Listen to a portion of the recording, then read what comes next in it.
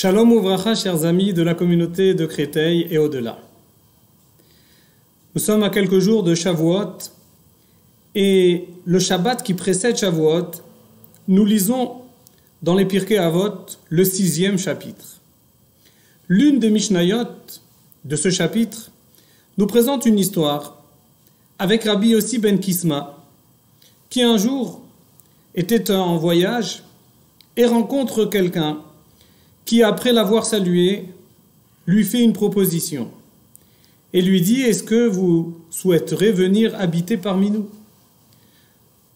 À cela, Rabbi Yossi ben Kisma répond « Même si tu me donnais tout l'or, toutes les pierres précieuses, tous les bijoux qui existent dans le monde, je ne renoncerai pour rien au monde à habiter dans un endroit qui est un endroit de Torah. Enidar ela bemakom Torah. » Et l'argument que donne Rabbi Yossi ben Kisma, précise la Mishnah, c'est qu'on a déjà trouvé à l'idée David, Melech Israël, dans le livre des psaumes, écrit par le roi David, Tovli Torat Picha me'alfe zahav vachasef.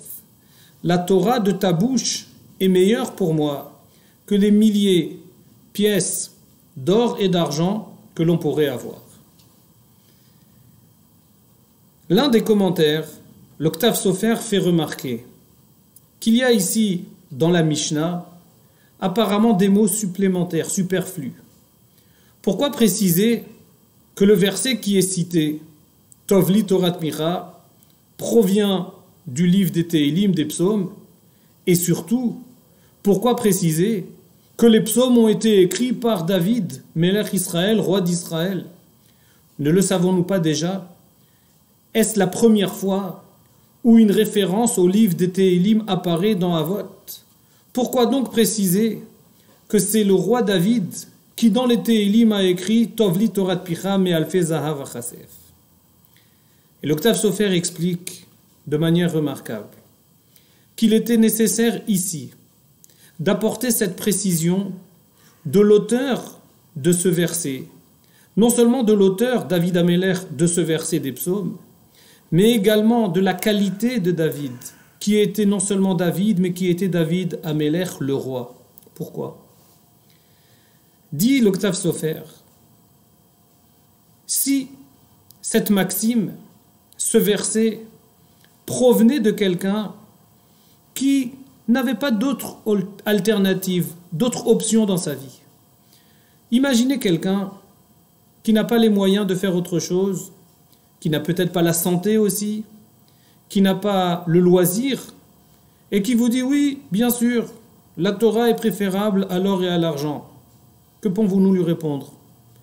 On peut lui demander, est-ce que toi, tu connais la vie, tu connais les plaisirs, tu as la possibilité de t'adonner à autre chose? Non. Donc c'est normal que tu préfères la Torah.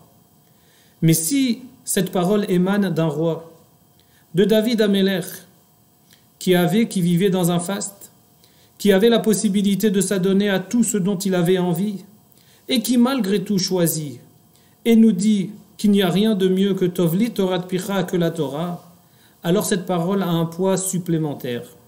L'impact qu'elle peut avoir est beaucoup plus grand que si jamais elle venait de quelqu'un qui n'était pas dans les mêmes circonstances, qui ne vivait pas la même situation que David, roi d'Israël.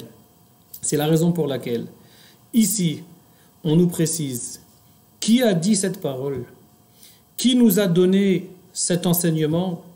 C'est le roi David, et qui, en venant de sa bouche, Tovli Torat Picha, la Torah que nous choisissons, est bien mieux que toutes les autres occupations et que toutes les autres acquisitions que nous pouvons avoir sur cette terre.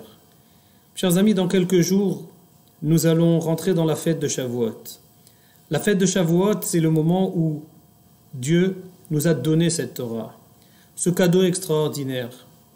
En tant que Ben Israël, nous devons tous comprendre, nous devons tous vivre ce cadeau que Akadosh Baruch Hu nous a donné, pas comme un pis-aller, comme une situation dont nous n'avons pas le choix, mais savoir que ce cadeau est merveilleux, que ça donnait à l'étude de la Torah, à l'accomplissement de ces mitzvot, Tov li Torat Picha, c'est meilleur, mais alfe zahav achasef.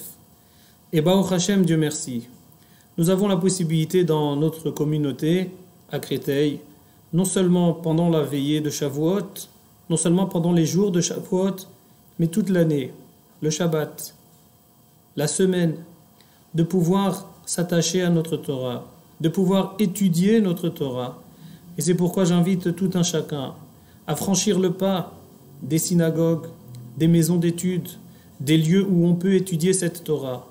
Pas simplement à Shavuot, bien sûr, mais tout au long de l'année, de comprendre que le but de la vie pour un Ben Israël, c'est l'étude de cette Torah, c'est l'accomplissement de ces mitzvot, et par le mérite de cette Torah et de ces mitzvot, de cette fête de Shavuot qui Bezrat Hashem viendra Alenu Beshalom, les Tova Velivracha, et bien que Akadosh Baruch Hu prenne en pitié notre communauté, prenne en pitié Am Israël, le peuple d'Israël qui a tellement besoin de salut, de délivrance, et que par le mérite de la Torah, de son étude, de l'accomplissement de ces mitzvot, qui nous envoie très prochainement le Mashiach Bimera Biamenu, Moadim Lesimcha, Moed Tov Umvorach, puissiez-vous passer d'excellentes fêtes de Shavuot, Chag Sameach.